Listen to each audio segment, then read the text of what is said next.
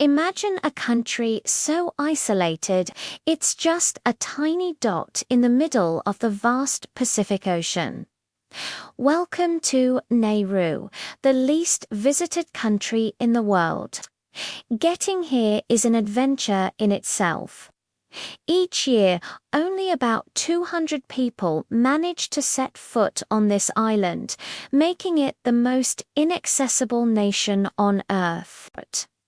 The closest neighboring countries are thousands of kilometers away, but this extreme isolation holds a fascinating, almost unbelievable story of boom and bust. Not too long ago, the people of Nauru were sitting on a treasure trove. In the 1970s, this island was incredibly rich. Thanks to massive phosphate deposits, a key ingredient in fertilizer. The wealth was so immense that in 1975, Nauru boasted the highest GDP per capita in the entire world. Locals had so much money they barely knew what to do with it. Stories tell of residents buying luxury sports cars just to drive around the island's single 19-kilometer ring road, sometimes abandoning them when they ran out of fuel. They lived a life of unimaginable luxury, a stark contrast to their humble beginnings. But what happens when the source of that wealth vanishes? The phosphate mines, which covered over 80% of the island, were eventually exhausted. Decades of intensive mining left behind a barren, jagged limestone landscape, like a scene from another planet. They called it topside. This environmental devastation had a catastrophic consequence. The land became infertile. Almost nothing could grow here anymore. No fresh fruits, no vegetables. The island that once provided for its people could no longer sustain them. So, how do people eat in a place where agriculture is nearly impossible? The answer lies in cans and packages.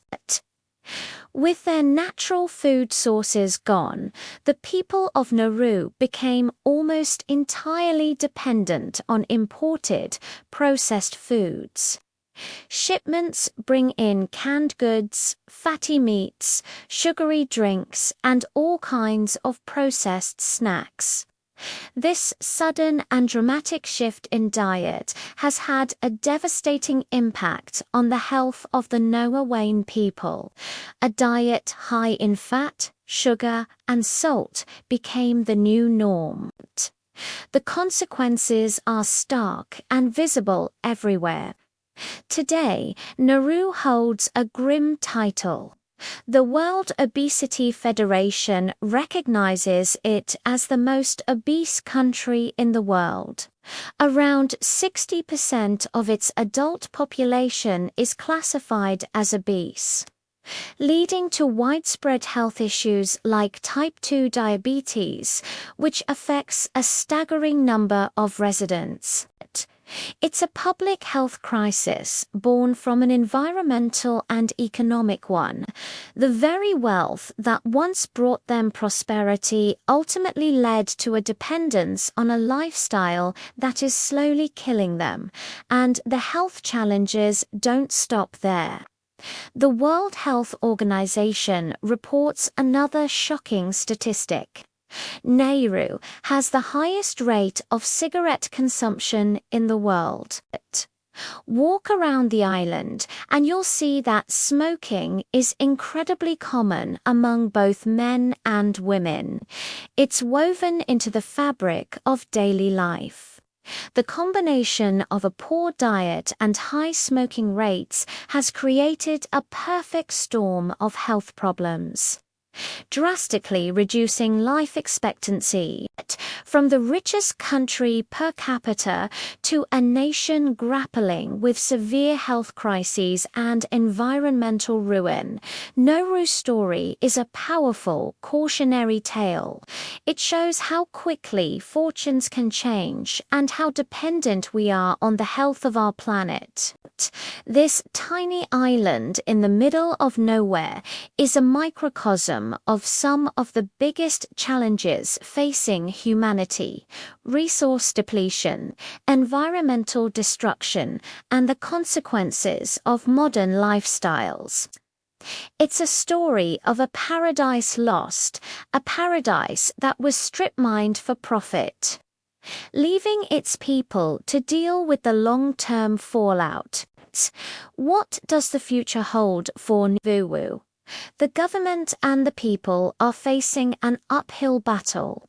They are trying to find new sources of income, from deep-sea mining to re-establishing their fishing industry.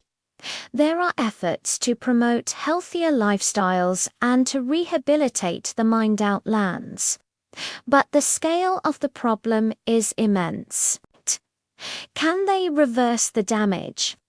Can they build a sustainable future on the ruins of their past? The journey to Nauru is more than just a trip to the world's least visited country. It's a journey into the heart of a complex story about wealth, loss, and resilience. It's a powerful reminder that our choices, both big and small, have lasting consequences for ourselves and for our planet.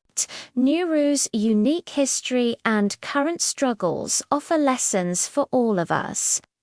As we look at this small island nation, we are forced to ask ourselves some difficult questions about our own societies and the future we are building. Thank you for joining me on this incredible journey to Nauru. If you found this story as fascinating as I did, make sure to like, subscribe, and hit the notification bell for more documentaries that explore the hidden corners of our world. See you in the next one.